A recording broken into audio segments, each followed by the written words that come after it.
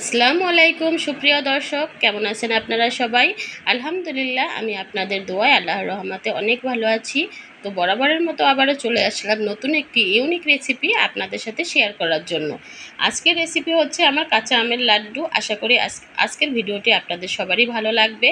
তো প্রথম থেকে শেষ পর্যন্ত ভিডিওটি দেখার অনুরোধ রইল একটি লাইক দিয়ে। তো এখানে আমি লাড্ডু তৈরি করব 3টি আম দিয়ে। তো মাঝারি সাইজের 3টি আম নিয়ে নিলাম বন্ধুরা। আম 3টি এখন ভালোভাবে খোসা ছাড়িয়ে নিয়ে নিলাম।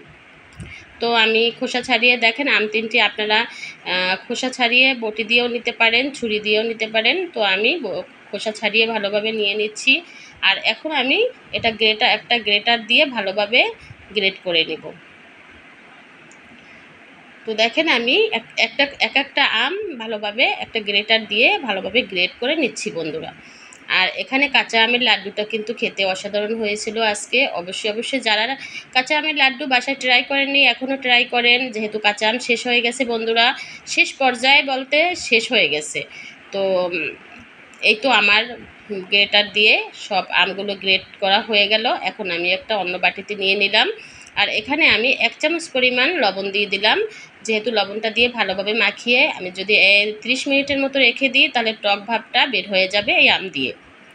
তো আমি ভালোভাবে কষলিয়ে নিলাম। তো লবণ দিয়ে কষলিয়ে এখন এটা আমি ঢেকে নিব। 30 মিনিট রেখে দিব ঢেকে।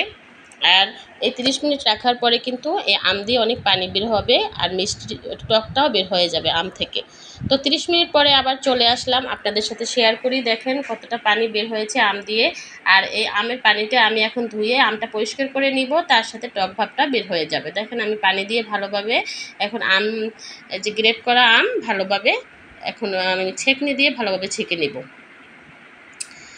আর বেশিরভাগ টকটা কিন্তু আম থেকে বের হয়ে যাবে এই পানির মধ্যে। ভালোভাবে হাত দিয়ে কষলিয়ে নিচ্ছি বন্ধুরা। এখন একটা ছেঁকনির সাহায্যে ভালোভাবে ছেঁকে নিচ্ছি।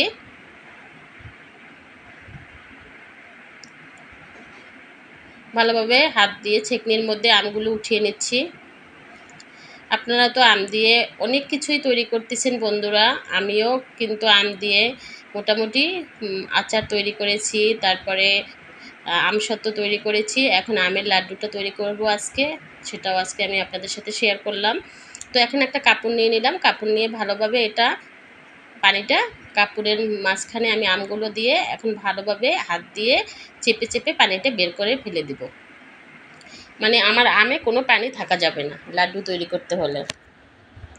তো এই তো আমি কাপড়টার উপর দিয়ে ভালোভাবে হাত দিয়ে চেপে আমি পানিটা বের করে দিচ্ছি।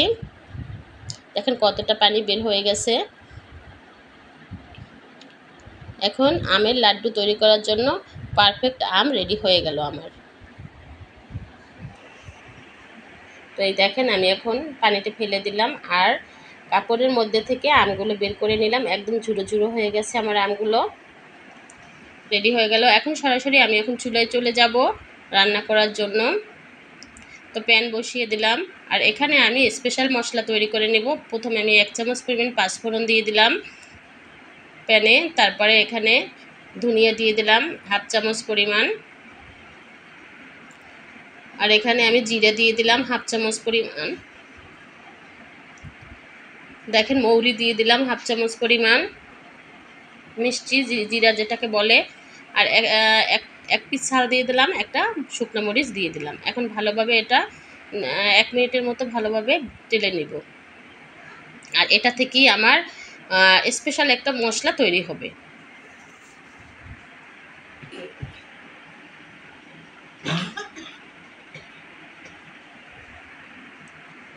রেডি হয়ে গেল। এখন আমি এটা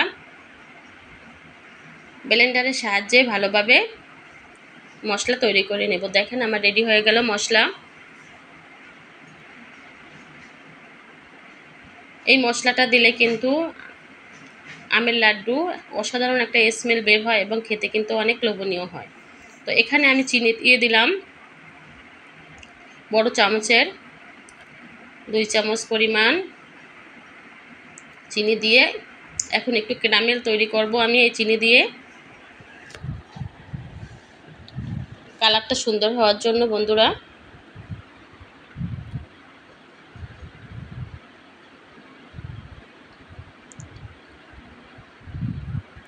ক্যারামেল তৈরি হয়ে গেল।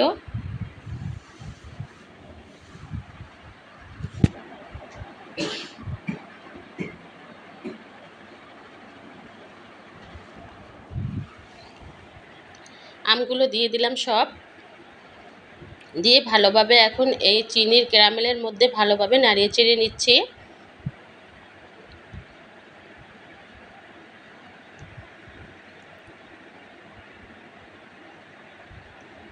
আর কালারটা অনেক সুন্দর হয়েছিল আমার এই চিনির ক্যারামেলের মধ্যে গ্রেট করা আমগুলো দেওয়ার কারণে। লবণ দিয়ে দিলাম 1 চিমটি পরিমাণ, যেহেতু আগেই লবণ দেওয়া আছে।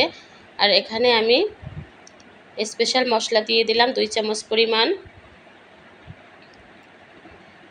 হলুদের গুঁড়া 1/2 চামচ পরিমাণ, মরিচের গুঁড়া দিয়ে দিলাম 1 চামচ পরিমাণ, দিয়ে ভালোভাবে নাড়িয়ে ছেড়ে নিচ্ছি।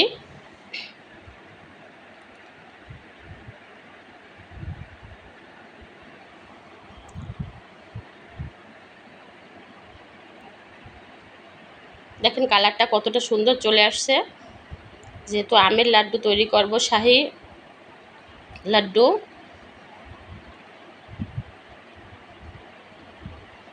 লাড্ডুটা কিন্তু খেতে আমার অসাধারণ হয়েছিল বন্ধুরা, আমের লাড্ডুটা।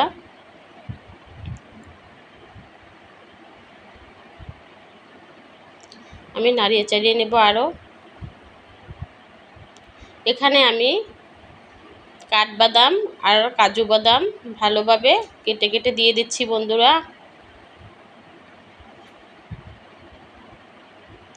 যেহেতু আমি শাহী লাড্ডু তৈরি করতেছি, এর মধ্যে বাদাম দিয়ে দিলাম, কাঠবাদাম আর কাজু বাদাম ভালোভাবে ছোট ছোট টুকরো টুকরো করে দিয়ে দিলাম উপর থেকে। আর এটা চাবান দিলে কিন্তু মুখে যখন খাওয়া হবে তখন কিন্তু অনেক বেশি সুস্বাদু হবে। উপর থেকে আমি আবার স্পেশাল মশলা দিয়ে দিলাম, দিয়ে ভালোভাবে আবার নাড়িয়ে চেড়িয়ে নিচ্ছি। যখন প্যান থেকে উঠে আসবে আমার লাড্ডুর মিশ্রণ, তখনই বোঝা যাবে যে এখন লাড্ডু হওয়ার জন্য পারফেক্ট হয়ে গেছে। আস্তে আস্তে নাড়াতে নাড়াতে আমার দেখেন প্যান থেকে উঠে আসছে, বোঝা গেছে যে এখন আমার লাড্ডুর মিশ্রণটা আমার হয়ে গেছে। এখন একটা প্লেটে আমি উঠিয়ে নিচ্ছি বন্ধুরা।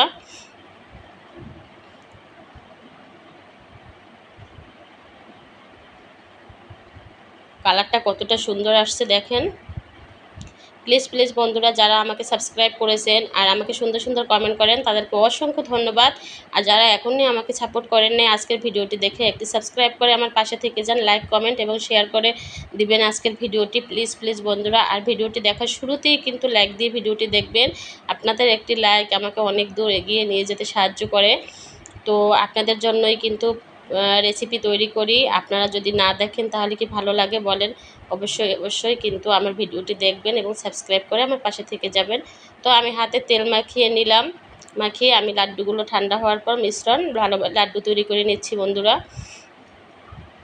আজকের লাড্ডুটা কিন্তু অসম্ভব লোভনীয় হয়েছিল এবং আমার নিমেষেই কিন্তু শেষ হয়ে গেছে, এক একটা সবাই খেয়ে ফেলছে। আর আমি কিন্তু বেশি পরিমাণ বানাইনি, অল্প একটু বানিয়েছি।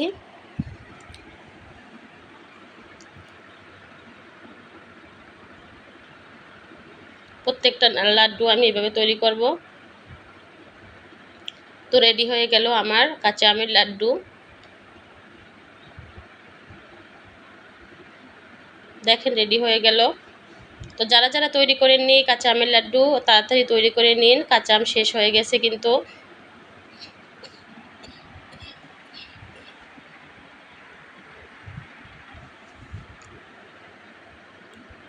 দেখিয়ে দিলাম। তো রেডি হয়ে গেল আমার কাঁচা আমের লাড্ডু।